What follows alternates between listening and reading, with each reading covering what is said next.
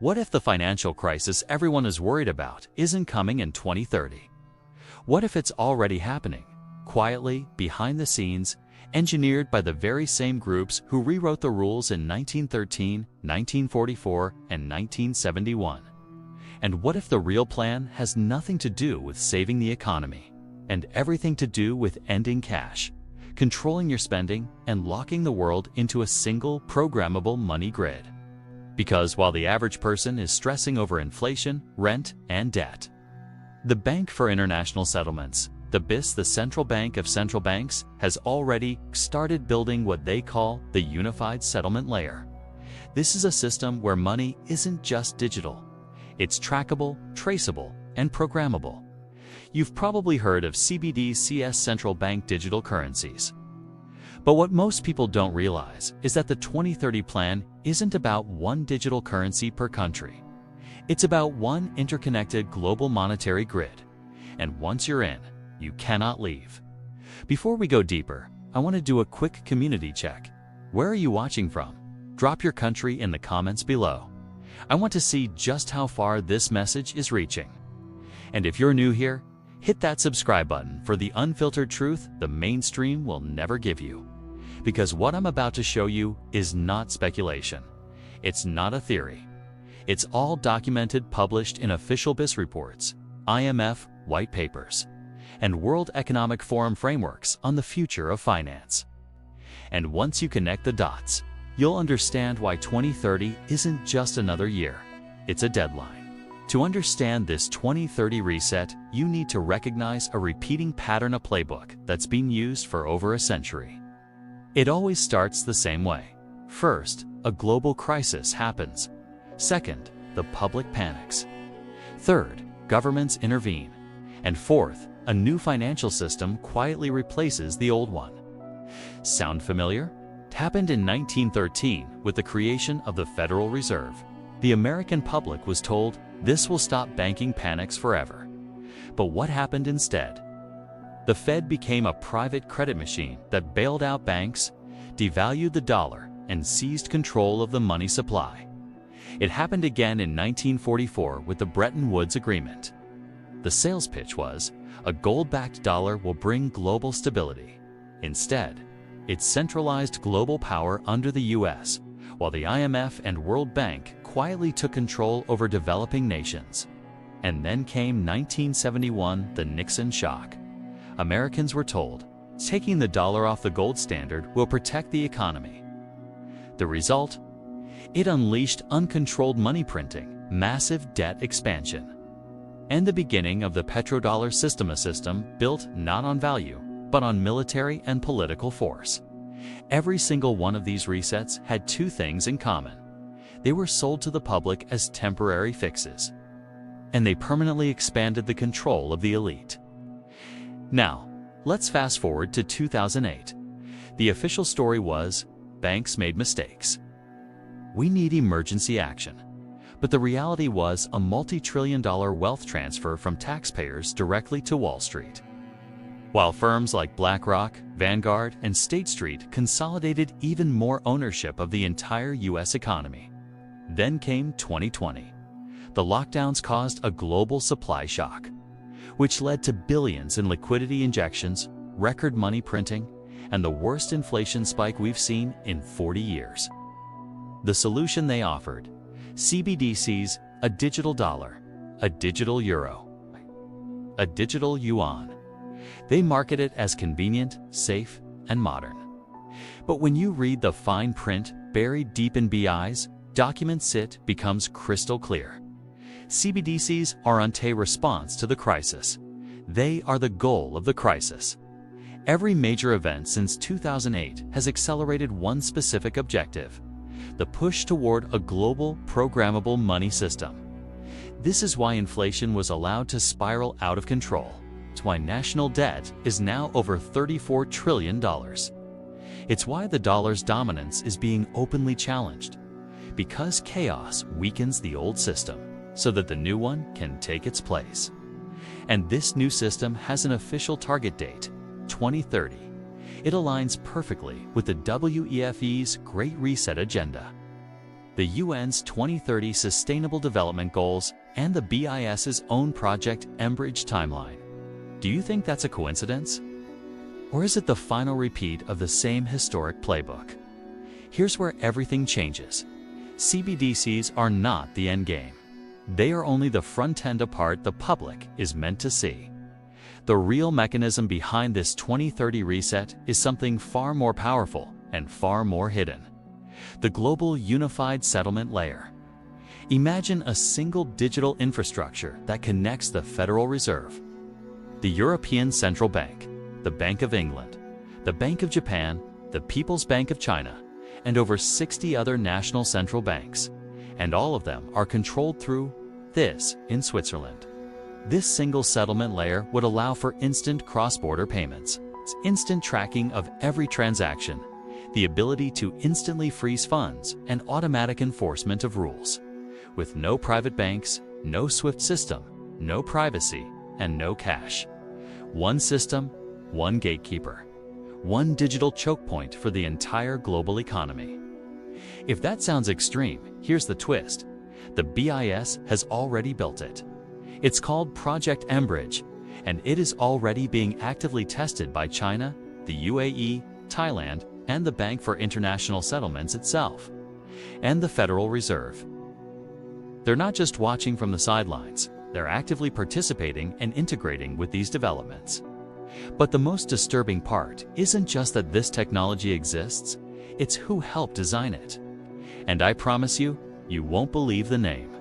Because behind the scenes, one of the world's largest private asset managers, a firm that already controls over $10 trillion helped build the very architecture for CBDC adoption, digital identification, and the rules for programmable money. Yes, that company. The proof is even wilder than you think. Stay with me. So now that the curtain has been pulled back, now that you know who wrote the playbook for the 2030 financial reset, we need to break down exactly how they plan to pull it off. Because here's the part nobody talks about. They don't actually need to collapse the system. They just need you to believe the collapse is unavoidable. Fear does all the heavy lifting.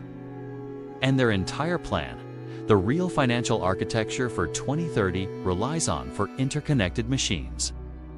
First, debt expansion without limit. Second, liquidity extraction at the right moment. Third, currency reset via digital control. And fourth, asset consolidation into fewer hands. This is the engine. This is the machinery behind the inevitable 2030 reset. And the numbers behind it are so explosive, so mathematically impossible.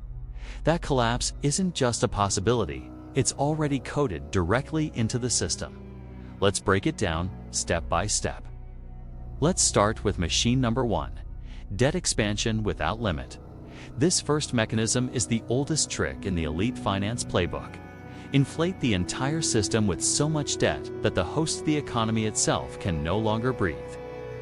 Just look at the raw numbers, not the headlines. Not the political speeches. Look at the math.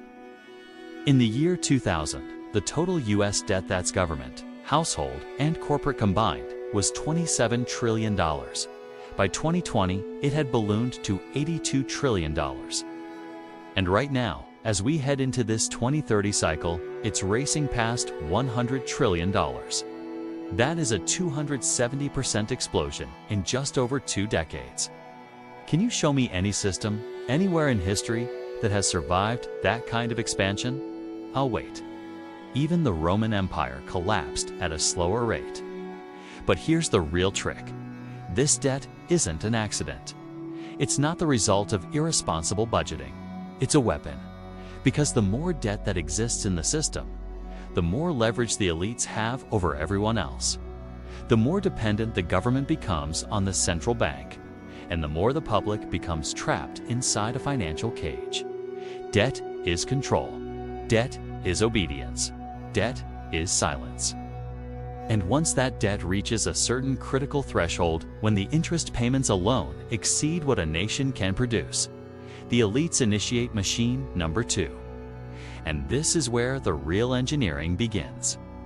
Machine 2. liquidity extraction at the right moment.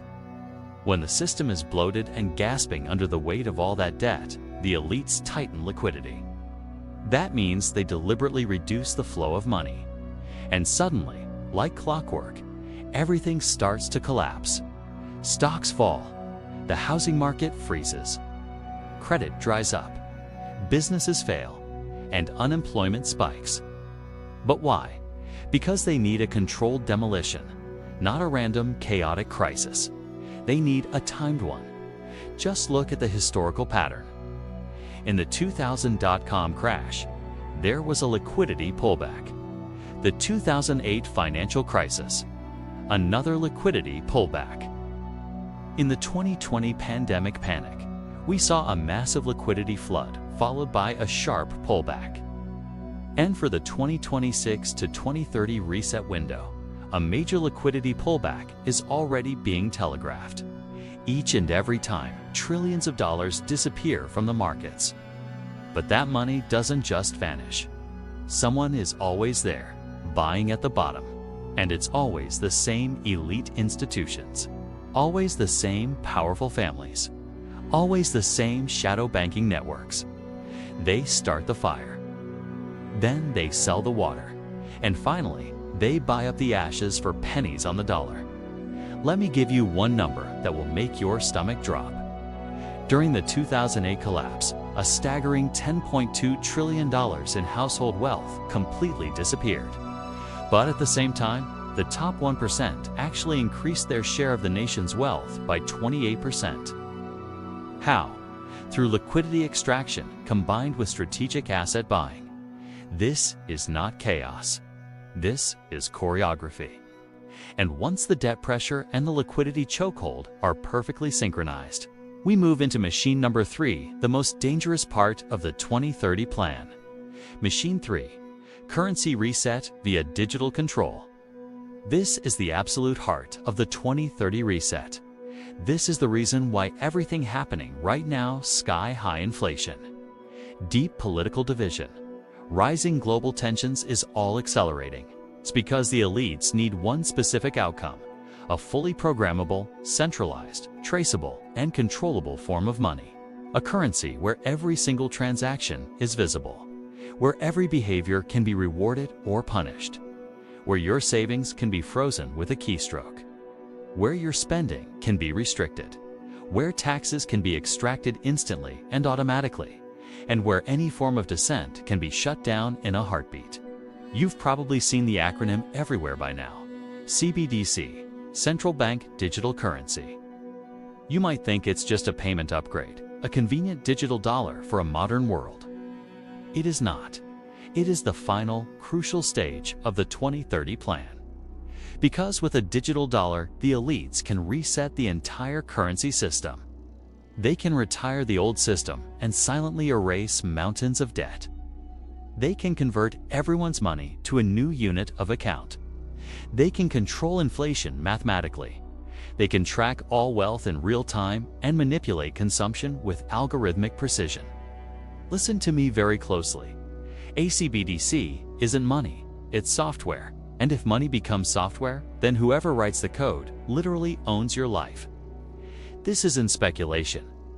The Federal Reserve has already been openly testing digital settlement systems under Project Hamilton, achieving mind-boggling transaction speeds of 1.7 million transactions per second. Why do you think they need that level of control? A system built for simple convenience doesn't need surveillance-level performance. But a system built for total domination does. And yes, this is where the reset becomes irreversible. Because once the digital dollar is in place, the elites can finally activate machine number 4. Machine 4, asset consolidation into fewer hands. This is the part most people never see coming. A currency reset isn't just about money, it's about ownership. When a financial system collapses or transitions, the elites are there to acquire everything. Homes, land, companies, infrastructure, intellectual property, technology, minerals, energy assets, all of it at a massive discount. Sometimes for literally pennies on the dollar. let me give you 5 of the most shocking numbers connected to this asset consolidation. BlackRock, Vanguard, and State Street now control over $22 trillion combined. That means they collectively own over 88% of the S&P 500 through their voting shares. During the 2020 crisis, just 3 entities purchased over $1 trillion in distressed assets. By 2030, private equity is projected to control $71 trillion globally. That's almost the entire GDP of planet Earth back in the year 2000. And the top 0.01% of the population already owns over 25% of all U.S. land tied to income-generating assets. When the reset hits, this consolidation of ownership will accelerate dramatically. People will lose their homes. Corporations will be absorbed. Banks will merge. Governments will be forced to sell off public assets, and the cycle just tightens. Debt leads to liquidity stress, which leads to a currency reset, which leads to consolidation, rinse, repeat, control, because everything we've just covered points back to one unavoidable truth. The 2030 financial reset isn't a response to a coming collapse, is the very mechanism that's creating it, and the permanent consequence. A world where a small network of elite financial families controls the currency, the credit, the assets, and the future, all through a digital money system that never resets again. This is the final version of the empire, a financial monarchy with no crown, no borders, no elections, and no escape. So now we reach the finale. We have to ask the real question. What happens when this 4-part machine debt, liquidity, digital currency, and asset consolidation reaches full power in 2030? Simple. The next crisis won't look like 2008. It won't look like 2020. It won't look like any recession we've seen in history. It will be digital, instant, global, and irreversible. Money won't just lose value, will literally change its form. Savings won't just shrink, they will be converted into something else. Wealth won't just disappear, it will be systematically redistributed upward. And the middle class won't just struggle, it will vanish. The elites call it the Great Reset, but let's call it what it really is: a total restructuring of control. Because once the digital dollar replaces cash, once every transaction becomes a data point, once every citizen becomes just another entry in a global financial ledger, there will be no black markets, no financial privacy, no real savings, no off-grid wealth. Just a world where your compliance equals your survival. This is why understanding the mechanism is so critical. This is why awareness is the last true form of resistance. And this is why so many people are waking up, not because they're paranoid, but because the pattern is undeniable. So let me leave you with one last question, the one they hope you never, ever ask. Are we wiser now, or are we just walking down the same exact path, but this time in better suits? If you felt even one moment of clarity while watching this, don't just scroll away. Join this community, share this message, and subscribe for the unfiltered truth that the mainstream media will never touch. Because awareness isn't about fear. Awareness is freedom. And freedom is exactly what the 2030 reset is designed to erase. Thank you for watching.